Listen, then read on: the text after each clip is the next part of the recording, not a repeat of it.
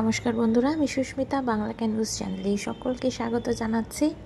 আজ শেয়ার করব আলু পটল দিয়ে একটা নিরামিষ সোয়াবিনের তরকারি। এই রেসিপিটা কিন্তু ভীষণই খেতে ভালো হয়, আর ভাত বা রুটি সব কিছুর সাথে ভীষণই ভালো লাগে। এই এক পদ দিয়ে সমস্ত ভাত খাওয়া হয়ে যাবে। ঘরোয়া পদ্ধতিতে একদম সাধারণ মশলা দিয়ে এই রান্নাটা তৈরি হয়, বেশি কিছু আড়ম্বর লাগে না। এই রান্নাটা কিন্তু যে কোনো মাছ মাংসের তরকারিকেও হার মানাবে। তো চলুন দেরি না করে আজকের রেসিপিটি দেখে নিই। এখানে মাঝারি সাইজের দুখানা আলুকে ভালো করে পরিষ্কার করে নিয়েছি আর সেগুলোকে ভেজে নিচ্ছি। আর পটলগুলোকেও এরকম অল্প অল্প ছাল রেখে মাঝখান থেকে কেটে নিয়ে আলুর সাথে কিন্তু ভেজে নিচ্ছি একসাথে। আলু আর পটলটাকে 3 থেকে 4 মিনিট আমি ভেজে নিলাম। এবার এর মধ্যে দিয়ে দিচ্ছি একদম 1 পিঞ্চ মতো হিংটা দিলে কিন্তু রান্নাটার গন্ধ দারুণ লাগে। মাঝখানে একটু জায়গা ফাঁকা করে আমি ফোড়নে দিয়ে দিলাম 1 চামচ মতো সাদা জিরে, 2টো তেজপাতা, 2টো এলাচ, 3-4টে লবঙ্গ আর দারচিনি। খুব ভালো করে কিন্তু ফোড়নটাকে ভেজে নিলাম আমি 30 সেকেন্ডের জন্য। দারুণ একটা গন্ধ বেরিয়েছে গরম মশলাগুলো থেকে।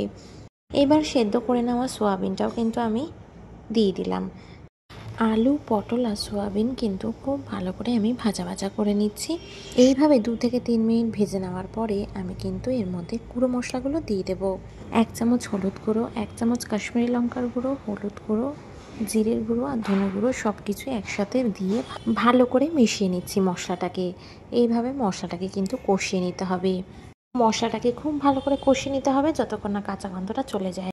আর এদিকে মিক্সিং জারে আমি নিয়ে নিয়েছি কিছু চিনেবাদাম, আর দিয়ে দেব এর মধ্যে কিছুটা পরিমাণে আদার টুকরো, আর দিয়ে দিচ্ছি এখানে সেদ্ধ করা সয়াবিন, 2-3টে কাঁচা লঙ্কা, আর ভালো করে জল দিয়ে এটাকে বেটে নিতে হবে।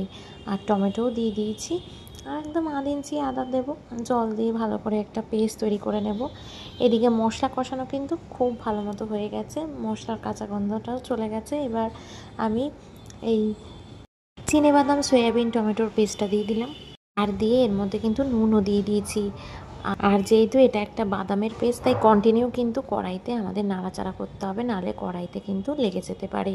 মশলাকে খুব ভালো করে একসাথে কিন্তু নাড়াচাড়া করে আমাদেরকে কষিয়ে নিতে হবে। আর পরিমাণ মতো একটুখানি জল দিয়ে, যাতে কড়াইতে না লেগে যায়, সমস্তটাকে এইভাবে মিক্স করে নিচ্ছি। খুব ভালো করে কষানো কমপ্লিট হয়ে গেছে। এবার এর মধ্যে আমি উষ্ণ গরম জল ব্যবহার করব।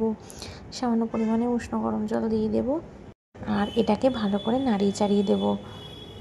দিয়ে এটাকে ঢাকা দিয়ে রান্না করব। জল দিয়েছি যেহেতু, এর মধ্যে কিন্তু নুন ব্যবহার করতে হবে, কারণ নুনের পরিমাণটা কমে যাবে। আমি তাও একবার চেক করে নিচ্ছি, তাই নুনটা একটুখানি দেখলাম ঠিকঠাকই আছে, নুন ব্যবহার করছি না। আর এর মধ্যে চিনি অ্যাড করে দিলাম। আপনারা চাইলে রান্নার শেষে কিন্তু গরম মশলা গুঁড়ো আর 1/2 চামচ ঘি দিতে পারেন। আমি এগুলো কোনোটাই ব্যবহার করিনি, দিয়ে দিলাম আমি ধনেপাতা। এই রান্নায় কিন্তু ধনেপাতাটা দারুণ কাটে, আমার তো দারুণ লেগেছিল। আপনারাও একবার বাড়িতে ট্রাই করে দেখুন এইভাবে। এই রেসিপিটা এত সুন্দর খেতে হয় যে আপনারা না বানালে এটা কল্পনাও করতে পারবেন না। রান্নাটা কমপ্লিট হয়ে গেছে। 2 মিনিটের মতো আমি এটাকে স্ট্যান্ডিং টাইম রেখে এবার আমি একটা থালায় পরিবেশন করছি গরম ভাতের সাথে। আশা করি আমার ভিডিওটা ভালো লেগেছে। ভালো লেগে থাকলে অবশ্যই লাইক, শেয়ার অ্যান্ড সাবস্ক্রাইব করবেন। পাশে থাকা বেল আইকনটা অবশ্যই প্রেস করবেন নতুন ভিডিওর আপডেটসের জন্য। ভালো থাকবেন, সুস্থ থাকবেন, সাবধানে থাকবেন। দেখা হচ্ছে আবার একটা নতুন রান্নার ব্লগে। আর যদি চ্যানেলটা এখনও সাবস্ক্রাইব করা না থাকে, অবশ্যই কিন্তু সাবস্ক্রাইব করে নেবেন।